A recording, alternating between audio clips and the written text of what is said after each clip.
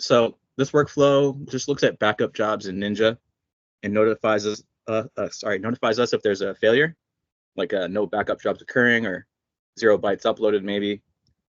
I'll keep the version 1 of this brief. Just wanted to give you an idea of the complexity that I was creating for myself unnecessarily so. So this workflow runs at the top level for all of our organizations. And so I was getting all of our organizations, and I was getting all the backup jobs. And then I was doing some weird filtering. I think The Rock really helped me out with this piece of Jinja. It's really helpful.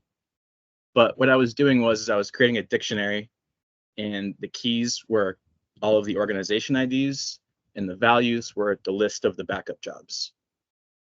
And what I was doing was I was just trying to slice it up and just send an email, and it was just getting a little bit too much.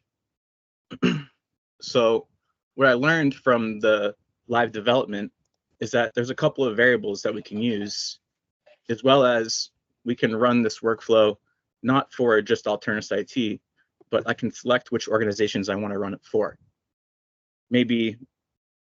Probably just for organizations that have Ninja backup, right? That's really all we're concerned about. So I've cleared the organizations from right now just for privacy, but you could just select what organizations you want to run it for.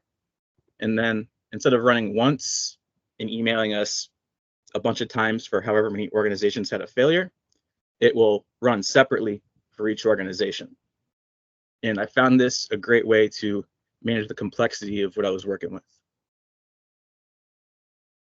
So the first way this really helps me out is instead of getting all backup jobs, I can filter it and just say, I want backup jobs for organization with this Ninja org ID. It's a organization variable that we have in Rewst. So that already makes my life a lot easier.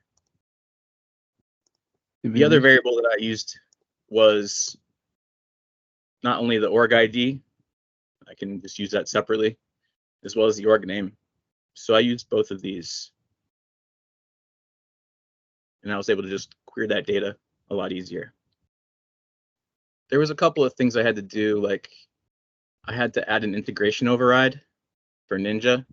I had to specify that I'm using an org mapping instead of just running it at the top level.